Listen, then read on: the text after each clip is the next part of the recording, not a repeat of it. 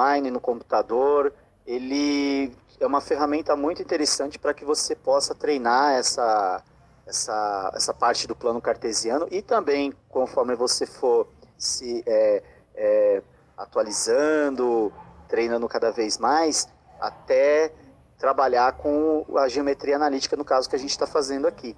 Tudo bem?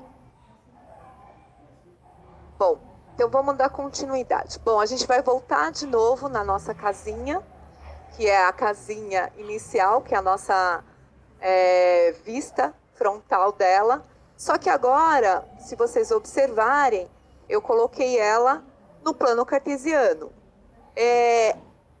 Eu coloquei, né, aí na figura aparece ela no primeiro quadrante, porque o plano cartesiano ele é dividido por quadrantes. Então, esse é o primeiro quadrante, né? Então, ele está aí no primeiro quadrante. No primeiro quadrante, os valores de x são todos positivos e os de y também.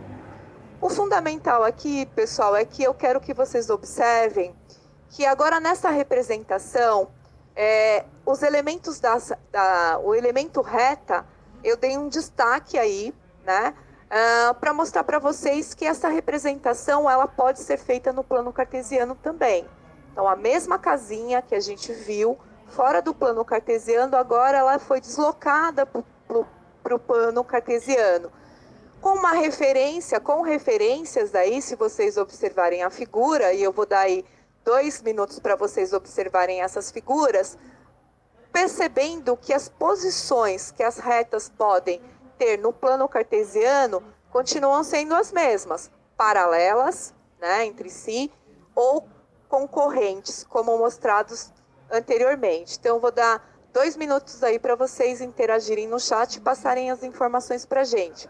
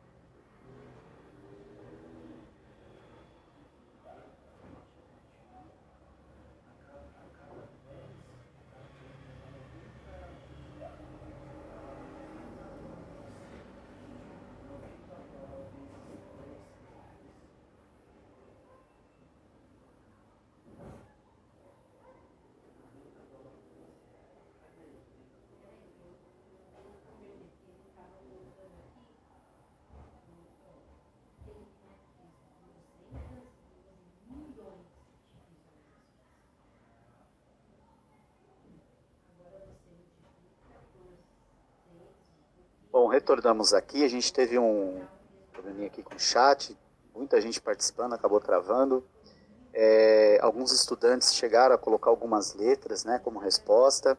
Então a gente vai passar para a professora para ela efetuar a resolução aí dessa atividade que ela passou. Bom, aqui era muito mais uma atividade de observação, né? Porque a gente não destacou aqui as coordenadas, né? A gente só colocou a figura no plano cartesiano. Então, a ideia aqui não era localizar nenhum tipo de coordenada, mas era perceber, né, que as retas, né, concorrentes, as retas paralelas apareceram, né, nessa figura no plano.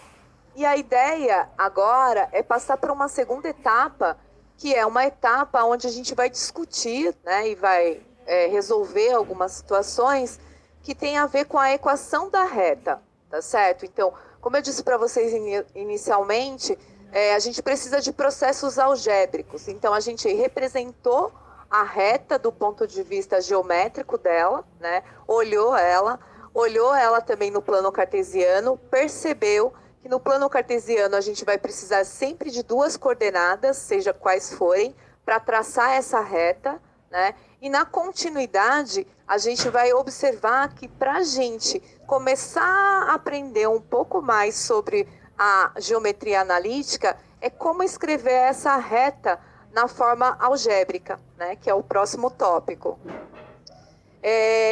Hoje, nessa aula, a ideia era realmente trabalhar com vocês o plano cartesiano, a localização, né, e a identificação das coordenadas e transitar entre o geométrico e o algébrico usando o plano cartesiano. Como a gente tem um tempo, né, limitado para discutir algumas ideias, eu queria deixar aqui, né, já registrado, que a nossa próxima aula a gente tem como objetivo descobrir como que a gente chega na equação da reta, né, que está escrita aí y igual a ax mais b, com a e b pertencente aos reais. O que significa isso matematicamente?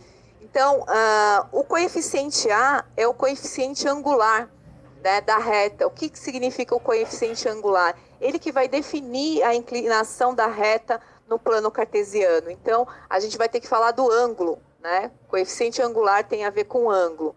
E um outro coeficiente importante, que é o coeficiente linear, né? Que a gente também vai ver que ele é representado por um valor numérico, né?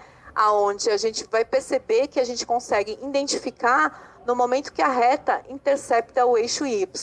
Mas esses aspectos a gente vai comentar mais detalhadamente numa próxima aula que a gente terá aqui no Centro de Mídias.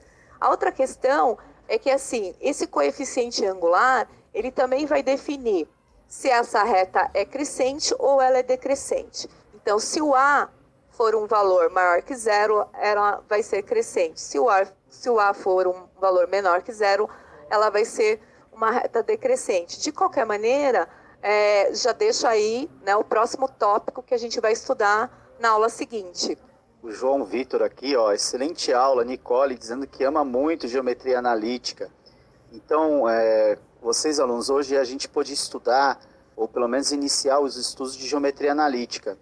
A participação foi muito boa de vocês, a gente quer isso, que vocês participem, né, que conforme foi o dia de hoje, né, professora, a interação foi muito boa.